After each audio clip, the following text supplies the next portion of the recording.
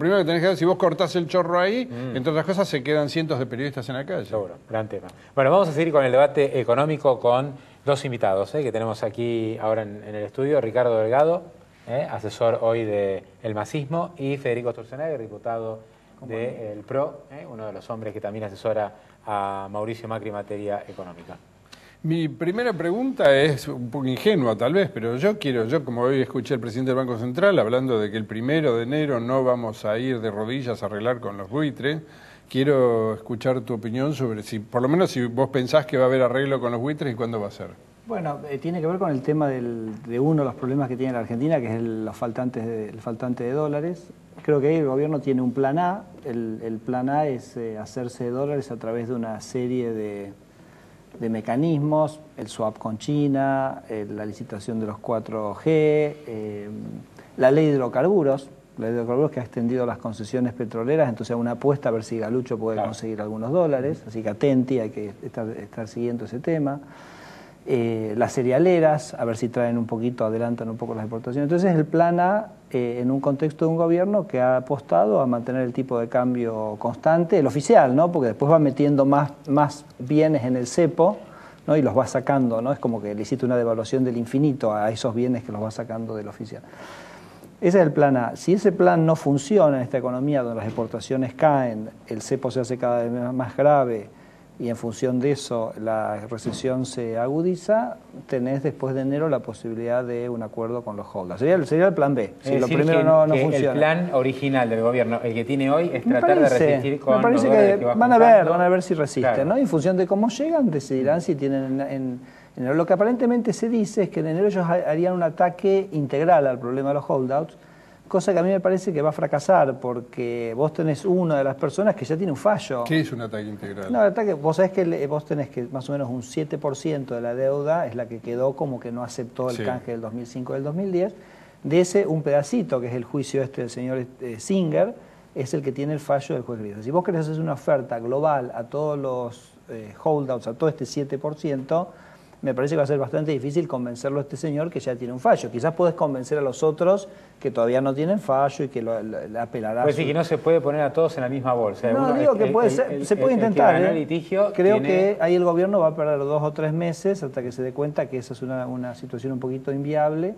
Bueno, ese sería el plan B. Si el plan B también fracasa, que se lo arregló con los holders, bueno, ahí ya sí estás, digamos, en un escenario donde el gobierno tendrá que decidir si elige aguantar un poquito a la Venezuela, ¿no?, hasta fin de año, o decide hacer otra cosa con el tipo de cambio. Coincido, me parece que el gobierno no tiene, por lo menos desde su gestualidad, ninguna vocación de cerrar a partir de enero este triste capítulo de la historia argentina. ¿Y entonces los inversores están equivocados? ¿Quieren inventarse una película que no que está? Hay una apertura heterodoxa para hacer, digamos, para hablar en términos más económicos, una apertura heterodoxa de la cuenta financiera del balance de pagos. Lo que decía Federico recién, 4G, el adelanto de exportaciones, que son 1.500 millones de dólares, no son 5.700. Los 4.200 ya estaban comprometidos por ciclo para ser liquidados, estamos hablando de 1.500 millones de dólares. Las cuotas del swap de China, digo, y eso yo no creo que ingrese nada por el lado de vaca muerta o de la ley de hidrocarburos, pero bueno, es discutible. Eso me parece que le permite al gobierno ir corriendo con la barriga los problemas y llegar a una situación eventual eventualmente transitar un primer trimestre que va a ser mucho más complejo que ahora en materia de generación de divisas. La Argentina, tengamos en claro lo siguiente, la Argentina está perdiendo exportaciones, producto del atraso cambiario, ¿sí?, fuertemente, pero además está imponiendo un ajuste sobre el sector productivo brutal. La caída de las importaciones es del 30% interanual, 27,5% para ser precisos.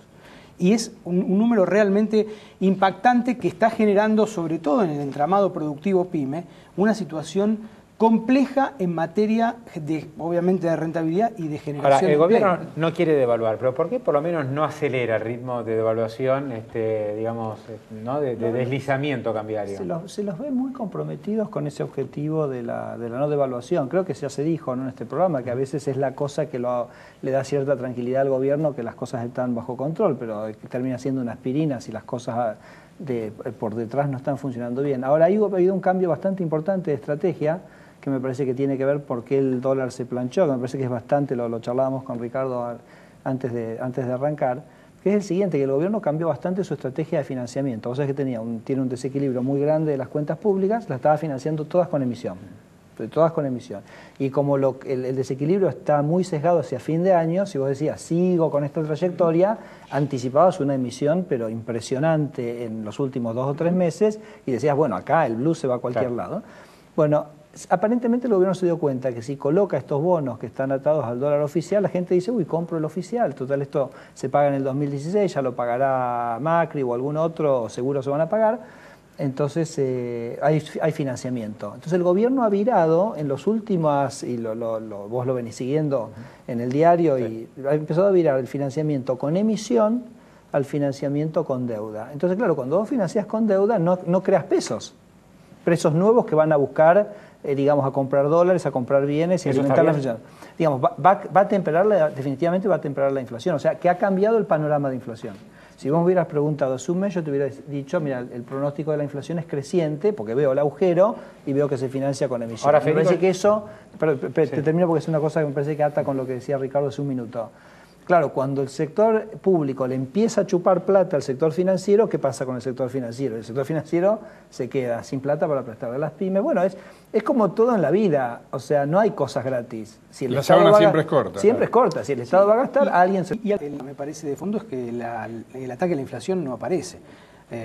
Recién Datelis reconocía una inflación por encima del 30%, podemos decir que está más cerca del 40% que del 30%, digo, en el consenso de las mediciones privadas, claramente 10 o 15 puntos por encima de la tasa de inflación del año pasado. Es decir, digo, si uno mira el éxito de un equipo económico, lo primero que tiene que mirar es el crecimiento y la tasa de inflación. En esas dos variables, este equipo económico está fracasando y generando estas restricciones y esta suerte de economía de la escasez que estamos viviendo los argentinos, de fondo de pozo, que en donde 500 o 1.000 millones de dólares nos parecen que nos solucionan un problema para una economía que tiene un PBI de 500.000 millones de dólares. Entonces, digo, me parece que tenemos que entender también en qué clase de calidad de gestión económica estamos transitando. Que no es calidad de la gestión del gasto. O sea, yo creo que el Estado puede hacer muchísimo más en lo social, muchísimo más en los servicios que provee, sin costar tanta plata.